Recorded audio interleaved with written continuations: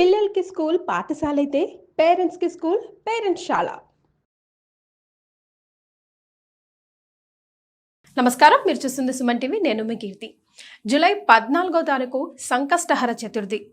మరి మనందరి జీవితాల్లో కొద్దో గొప్ప ఏదో ఒక సంకటం ఉండే ఉంటుంది. ఈ రోజుని ఎలా సద్వినియోగం చేసుకుంటే బాగుంటుందో తెలియజేయడానికి ప్రముఖ ఆస్ట్రాలజర్ నందిబట్ల శ్రీహరి శర్మ గురుగారు ఉన్నారు.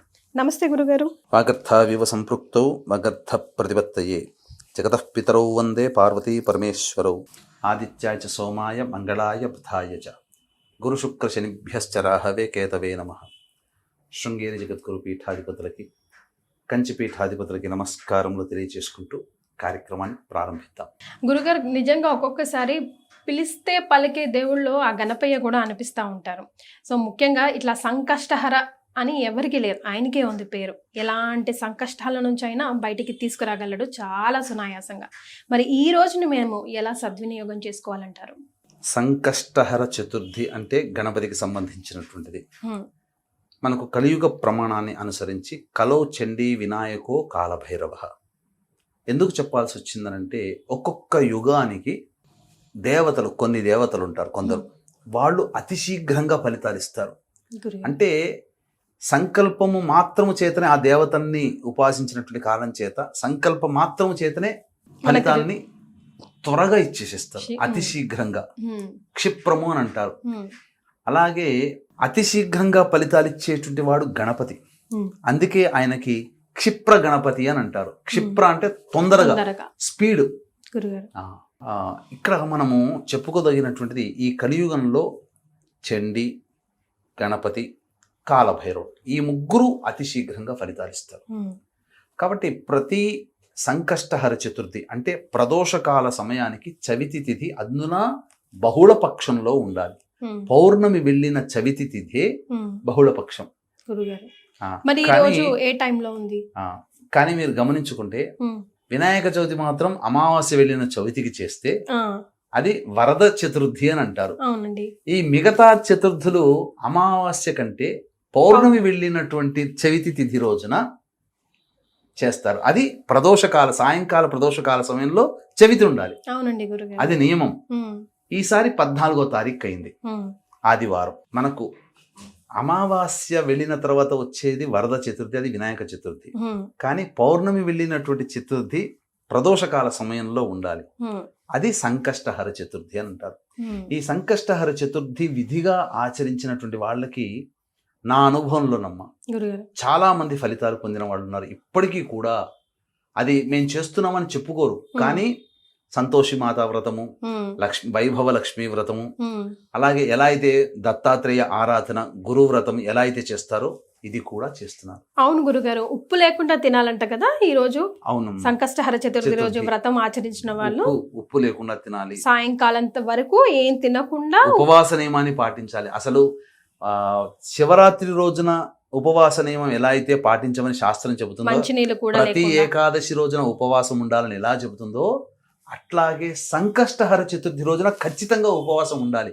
ఆచరించేవాళ్ళు, ఆచరించి పుణ్య ఫలితాన్ని అనుభవించే వాళ్ళు కూడా నిజంగా నేను కూడా మా ఇంట్లో చేస్తారు గురుగారు. చాలా అసలు ఆ వారాలు 8 వారాలు, 5 వారాలు, 16 వారాలు అనుకుంటారు కదా, ఎంత కఠినమైన కోరికైనా నిజంగానే తీరుతుంది. ఒక్కసారైనా చేస్తానని, లేదా 3 వ్రతాలు చేస్తానని, 11 వ్రతాలు చేస్తానని, షోడశ వ్రతం 16 వ్రతాలు చేస్తానని, అష్టాదశం అంటే 18 సంకష్టహర చతుర్థి చేస్తానని, అలాగే 21 వ్రతాలు అంటే 21 సార్లు చేస్తానని, నక్షత్ర వారాలు అంటే 27 సార్లు చేస్తానని మొక్కుకునే వాళ్ళు ఉన్నారు. అది చేసిన తర్వాత అసలు మొదలుపెట్టినటువంటి కొన్ని వారాల్లోనే, అనగా కొన్ని నెలల్లోనే వాళ్ళ సంకల్పం నెరవేరుతుందమ్మా. అది గణపతి యొక్క అనుగ్రహం, మరి మహిమ ఏమో అది. అందుకనే దానికి ఖచ్చితంగా కొన్ని నియమాలు పాటించాలి, చక్కగా పొద్దున్నే లేచి కాలకృత్యాదులు తీర్చుకొని చక్కగా జిల్లేడు గణపతి కానీ, ఇత్తడి గణపతి కానీ, లేకపోతే స్ఫటిక గణపతి కానీ, లేదా పాదరసం రస గణపతి కానీ, లేదా ఇవేవీ లేవండి, మామూలు ఒక చిత్రపటానికైనా గణపతిని పెట్టుకొని, అంటే ఆ చెక్కపీట బల్లపీట మీద తెలుపు వస్త్రం కానీ, ఎర్రటి వస్త్రం కానీ, లేకపోతే ఆకుపచ్చ రంగు వస్త్రం కానీ, లేదా విస్తరాకు, తమలపాకు ఏదైనా పెట్టుకోవచ్చు.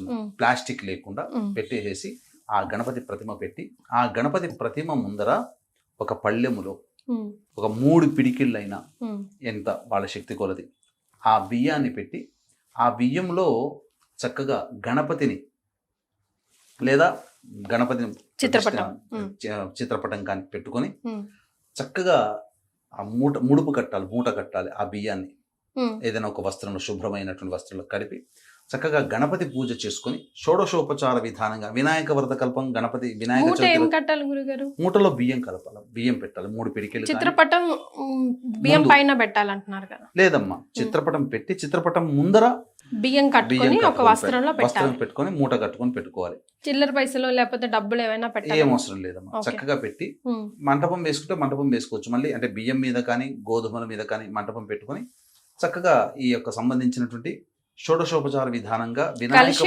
వినాయక వ్రతకల్పం ఎలా అయితే చేస్తారో ఆ వ్రతకల్పం ముందర పెట్టుకొని గణపతి ఆరాధన పూజ చేసుకోవాలి. చేసుకున్న తర్వాత ఆ రోజంతా ఉపవాస నియమాన్ని పాటించాలి. పాటించి సాయంకాలం ప్రదోషకాల సమయానికి గణపతి దేవాలయానికి చేరుకొని లేదా ఉదయం పూటనైనా కానీ గణపతి దేవాలయానికి చేరుకొని గణపతికి గరికతో అష్టోత్తర పూజ చేసి అభిషేకం అర్చన దేవాలయంలో చేయొచ్చు, ఇంట్లోనైనా చేసుకోవచ్చు. చేసి ఆ రోజంతా ఉపవాసం ఉండాలి. ఉండి గణపతి నామాన్ని స్మరించుకుంటూ ఉండాలి. సాయంకాల ప్రదోషకాల సమయంలో చక్కగా విధి విధానంగా ఈ స్వామిని మళ్ళీ అర్చించాలి. అయితే ఈ లోపల ఈ సంకష్టహర చతుర్థి రోజున చాలా మంది ఏం చేస్తారంటే మోదుగలతో ఇవి ఉంటాయి కదమ్మా గణపతి మోదకాలు ఆ మోదకాలతో హోమం చేస్తారు, లేదా కుడుములు నైవేద్యంగా పెడతారు తయారు చేసి, లేదు గణపతి హోమం విశేషంగా చేస్తారు గరికతో కానీ, లేదు అష్టద్రవ్యములు అని అంటారు. అంటే కొబ్బరి పొడి, అటుకులు, బెల్లము, పుట్నాలు, అలాగే మిశ్రి, ఇవన్నీ కలిపినటువంటి ద్రవ్యములతో గణపతికి హోమం చేస్తారు. చాలా విశేషం, గరికతో కలిపి చేస్తారు. విశేషమైనటువంటి ద్రవ్యం అది చేయడం ద్వారా ఆ గణపతి అనుగ్రహం శీఘ్రంగా కలుగుతుంది. ఆ హోమ తదనంతరం ఉపవాసం ఉంటారు. సాయంకాలానికి విధిగా ఒక నియమాన్ని పాటించాలి. దీనికి సంబంధించినటువంటి గాథ కూడా ఉందమ్మా. వీక్షించేటువంటి ప్రేక్షకులు కూడా గమనించాల్సింది ఏంటంటే, ఈ ఆషాఢమాసం అమావాస్య పునరుసు నక్షత్రమేమో పగలు, రాత్రేమో పుష్యమి నక్షత్రం. పగలు ఒక విధానమైనటువంటి యోగము, రాత్రి అద్భుతం. మళ్ళీ ఈ సంవత్సరం పుష్యమి నక్షత్రంతో కూడుకున్న అమావాస్య లేదండి. కావున అది శివాజ్ఞ మేర విశ్వేశ్వరుడు పిలిపించుకున్నాడు. కాశీ క్షేత్రంలో ఉంటున్నాం ఒక వారం 10 రోజుల పాటు. అప్పుడు ఆ సమయం అమావాస్య వచ్చింది కాబట్టి మీ కుటుంబ సభ్యుల యొక్క అనగా మామూలు సందర్భాలలో ఎక్కడ ఒక్క కాశీ క్షేత్రం తప్ప ఎక్కడ పిండ ప్రదాన కార్యక్రమం చేసినా వసురుద్ర ఆదిత్య రూపంలో పితృదేవతలకు వెళుతుంది. కానీ కాశీ క్షేత్రంలో పిండ ప్రదానం జరుగుతుందంటే సాక్షాత్తు యముడే పంపిస్తాడు పితృదేవతని, వెళ్ళి మీ వాళ్ళ కార్యక్రమాన్ని జరిపిస్తున్నారు, ఆ పుణ్యఫలం తెచ్చుకో అని చెప్పి.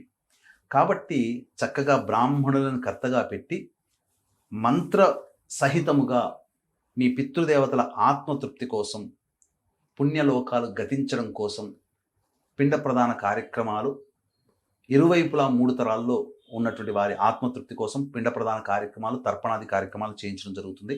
అలాగే రాత్రిపూట అమావాస్య పుష్యమి నక్షత్రం కాబట్టి ఉగ్రదేవతలకి సంబంధించినటువంటి అంటే జాతకరీత్యా అన్ని రకాల దోషాలు తొలగిపోవాలి, సర్వదోష నివారణ అనేటువంటిది చేయించడం జరుగుతుంది. అందులో వారాహి, ప్రత్యంగిర, బగలాముఖి, రాజశ్యామల, సుదర్శనం హోమాదులు సశాస్త్రీయంగా జరిపించడం జరుగుతుంది. అవకాశం ఉన్నవాళ్ళు కార్యక్రమ తదనంతరం కాంటాక్ట్ చేసి 2 కార్యక్రమాల్లో గోత్రనామాదులు నమోదు చేసుకోవచ్చు.